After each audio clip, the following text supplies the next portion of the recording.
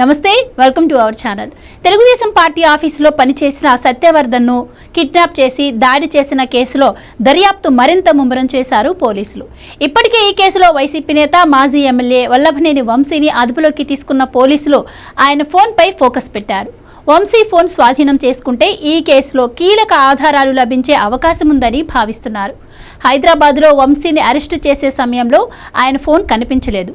Vamsi PA ఫోన్ను గురువారం స్వాధీనం చేసుకుని సీజ్ చేశారు. ఈ ఫోన్ను ఇప్పటికే ఫోరెన్సిక్ ల్యాబ్కు పంపించారు. ఇక తాజాగా వంశీ ఫోన్ను స్వాధీనం చేసుకునేందుకు అనుమతి కోరుతూ విజయవాడలోని ఎస్సీ ఎస్టీ ప్రత్యేక కోర్టులో పిటిషన్ దాఖలు చేశారు పోలీసులు. వంశీ ఫోన్ చేతికి వస్తే కేసులో గుట్టు వీడే అవకాశం ఉందని పోలీసులు భావిస్తున్నారు. కోర్టు నుంచి అనుమతి వచ్చిన వెంటనే హైదరాబాద్, విజయవాడలోని వంశీ ఇళ్లలో సోదాలు నిర్వహించే అవకాశం ఉంది. ఇక పోలీసుల దృష్టి తప్పించుకునేందుకు వంశీ రెగ్యులర్ కాల్స్ కాకుండా వాట్సాప్ కాల్స్ మాట్లాడేవారని సమాచారం. ఈ నేపథ్యంలోనే ఫోన్కి సంబంధించి ఐపీడీఆర్ వివరాలు రాబట్టేందుకు పోలీసులు ప్రయత్నాలు ముమ్మరం చేశారు. వంశీ ఎవరెవరితో టచ్ లో ఉన్నారు అనేది తెలుసుకునేందుకు ప్రయత్నిస్తున్నారు. ఇక వంశీకి కోర్టు 14 రోజుల రిమాండ్ విధించిన విషయం తెలిసిందే. వంశీని శుక్రవారం తెల్లవారుజామున విజయవాడ జిల్లా జైలుకు తరలించారు. అక్కడ వంశీకి 7641 నెంబర్ను కేటాయించారు అధికారులు. జైల్లో ప్రత్యేకమైన గదిలో వంశీని ఉంచారు. ఇక ఈ కేసులో నిందితుడి నుంచి మరిన్ని వివరాలు రాబట్టేందుకు కస్టడీ పిటిషన్ వేశారు పోలీసులు. ఈ పిటిషన్ ఇంకా నెంబరింగ్ కాలేదు. దీనిపై ఇవాళ నిందితుడి తరపు న్యాయవాదులు నోటీసులు జారీ చేయనున్నారు. ఇక సోమవారం ఈ పిటిషన్ విచారణకు వచ్చే అవకాశం ఉంది.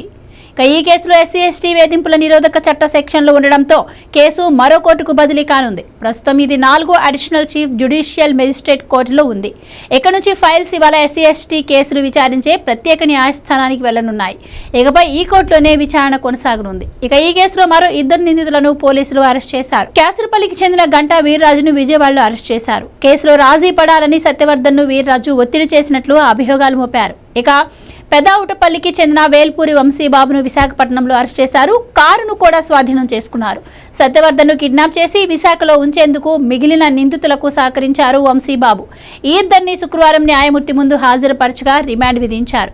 ఇక ఈ కేసులో తప్పించుకు తిరుగుతున్న నిందితుల కోసం ప్రత్యేక బృందాలను రంగంలోకి దించారు. ఈ బృందాలు హైదరాబాద్తో పాటు బెంగళూరు సహా వివిధ ప్రాంతాల్లో గాలిస్తున్నాయి. వారి సీడీఆర్, టవర్ లొకేషన్ల వివరాల ఆధారంగా అన్వేషణ సాగుతోంది.